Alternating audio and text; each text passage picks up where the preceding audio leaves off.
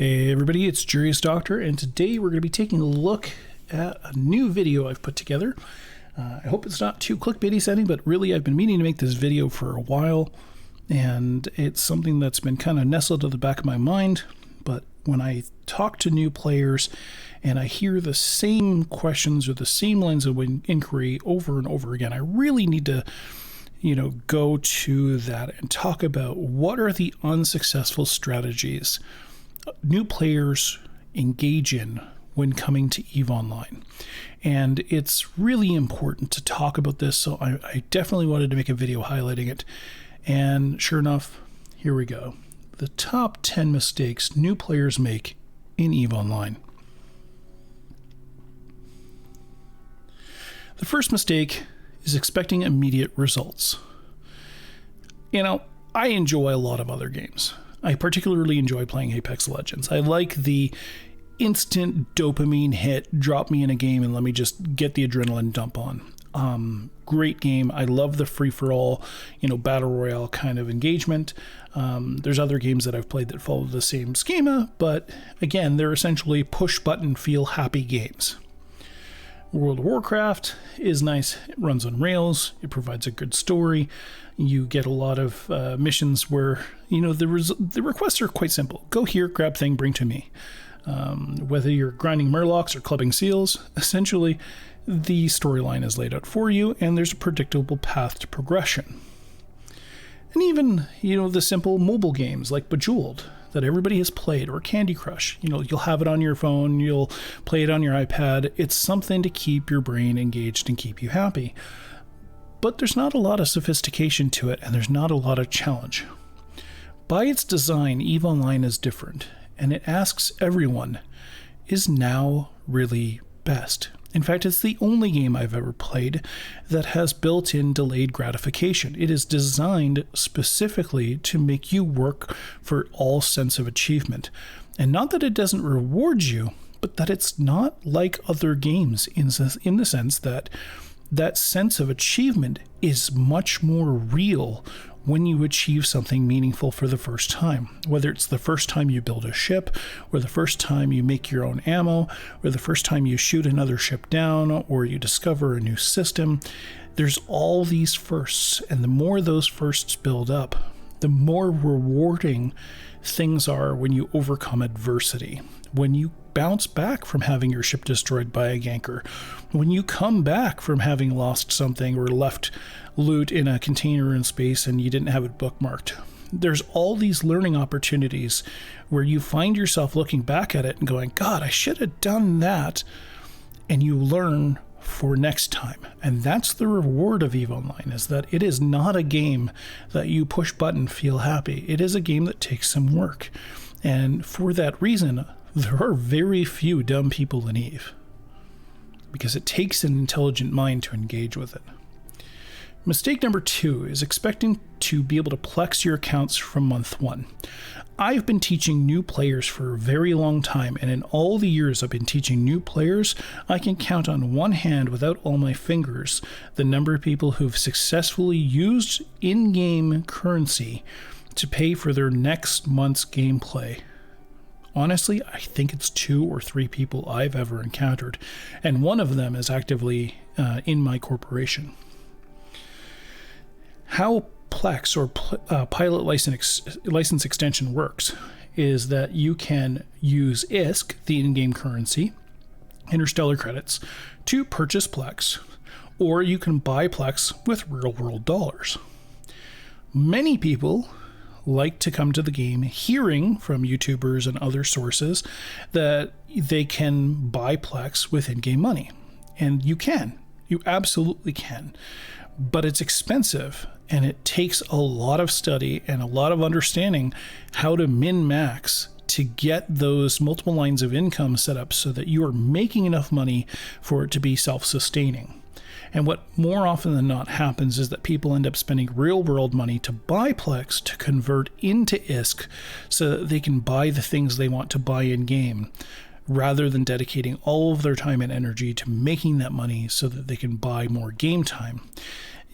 I call it being a wage slave. If you're going to spend all your time grinding ISK to buy gameplay, when you could just subscribe to the game for $10 to $15 a month. I mean, it's a pandemic right now. You're not going to the movies. There are worse ways to spend your money. Mistake number 3 is bringing a poor attitude. Here I'm using a tweet from Mike Azariah. There's days when the Operation Magic School Bus runs into a few, well, more entitled players in EVE Online. An example is, "This is nice, what else you got? And can I have a Gnosis as well?"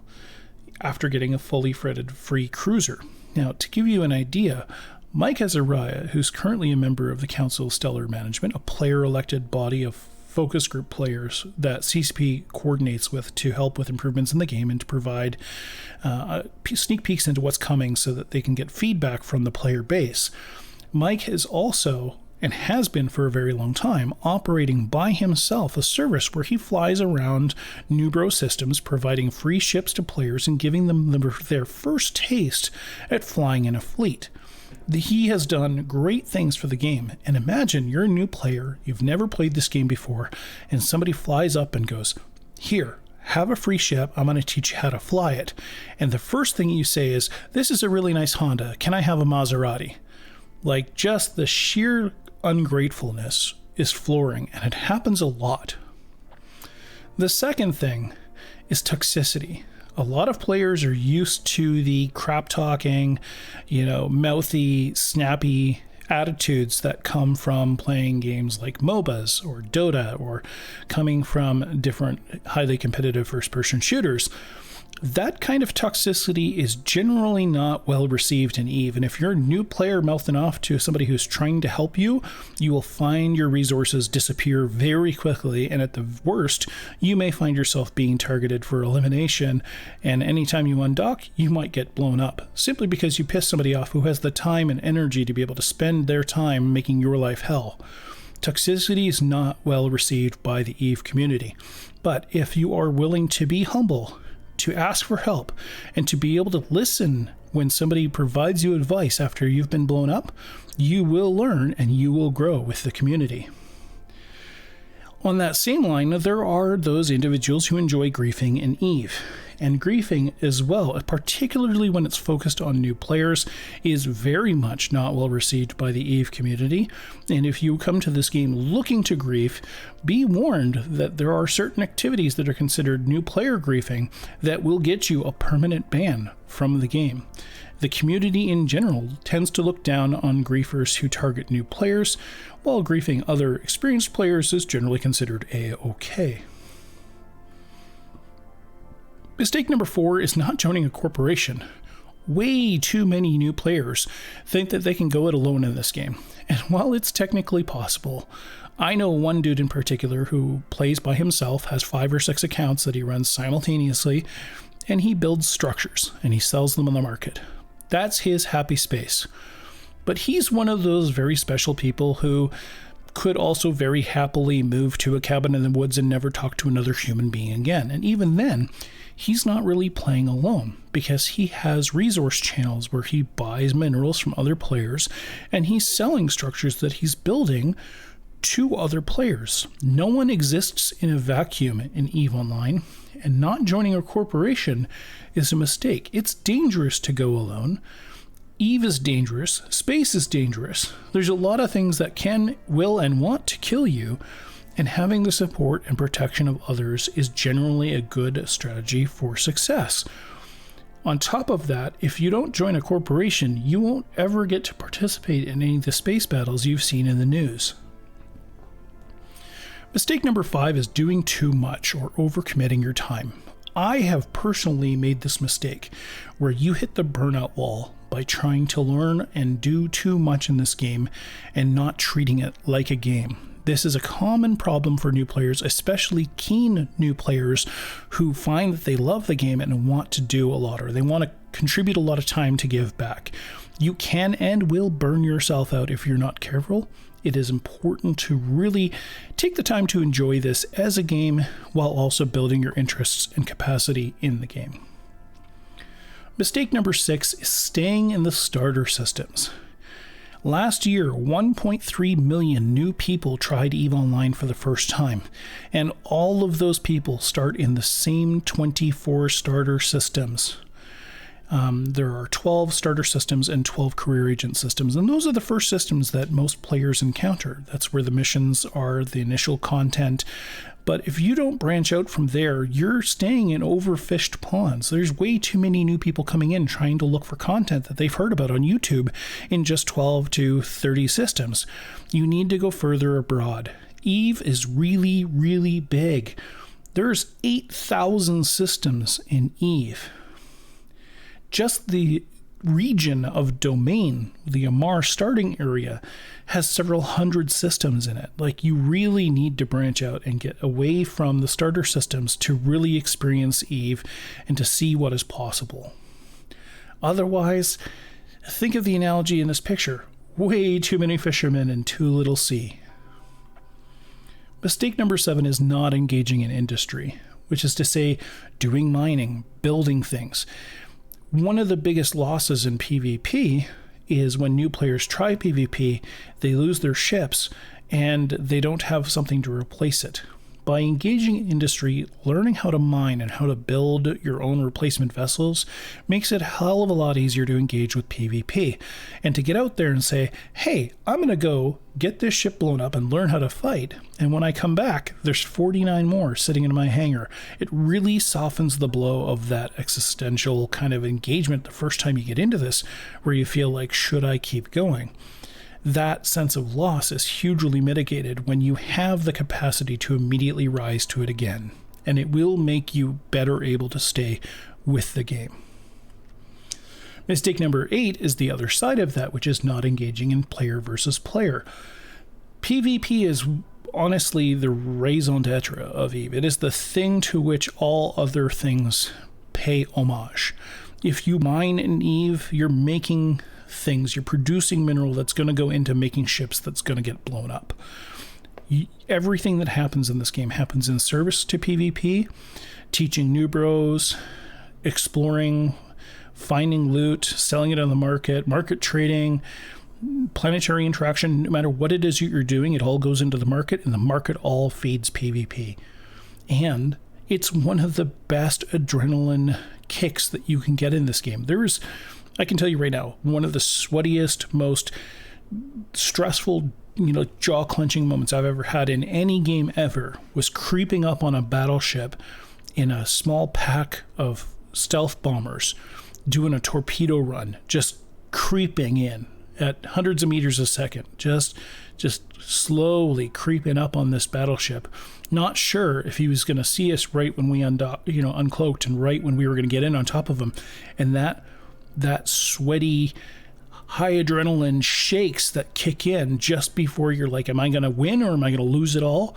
That feeling is what keeps a lot of people coming back to this game, myself included.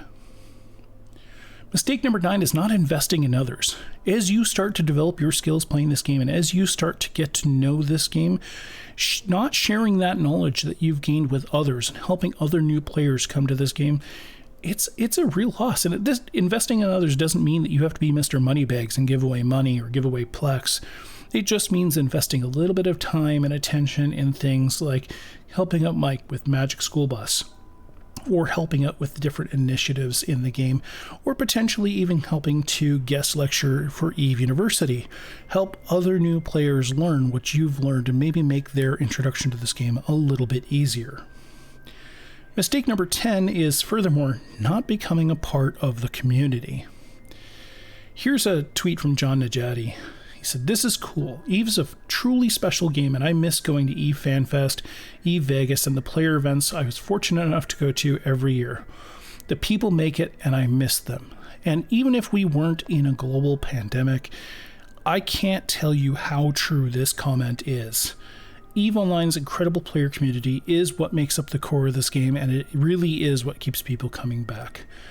I have never met a game community this tight, and people who were absolutely sworn enemies in the game will come out in droves and go drinking together, and will sit down and share great stories of having blasted each other to pieces in space, or talked about the great conquest of different regions of space that they and their alliance members have been able to put together. And it's not just FanFest and the big player events that builds this camaraderie. It is a real caring about each other and the people who are playing this game. Each year, Amsterdam, Eve Russia, Eve Dublin, Eve North in Canada, Eve Down Under. It's not just these player events that we were able to have live when we weren't in a pandemic. It's the way that these different groups give. One of the things that's come out of the EVE community is Broadcast for Reps. B4R is a volunteer program where EVE players are helping to provide essentially a helpline for other players who are struggling with depression, anxiety, troubles with their home life, suicidal thoughts.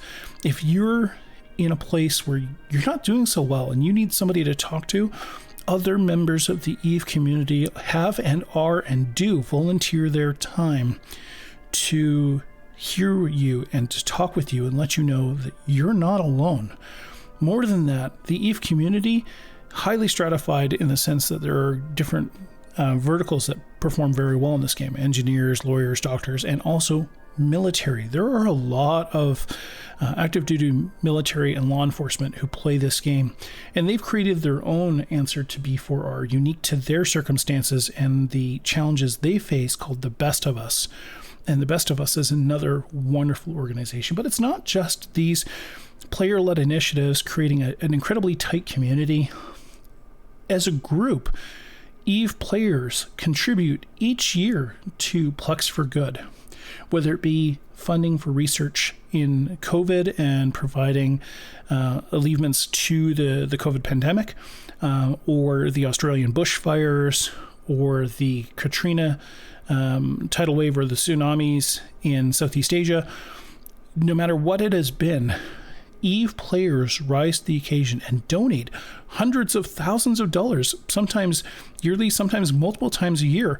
And those funds donated by CSP Games go to funding these very important social ails and needs. And it's been incredible to see how EVE players continually show up for the rest of the global community. Even people who've never heard of this game would never even think to look at a news article about it.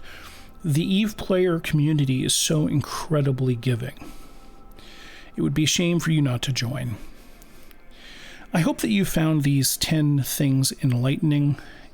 If you have any questions, throw them in the comment section below. I look forward to hearing from you. Thank you so much, and stay tuned for more videos.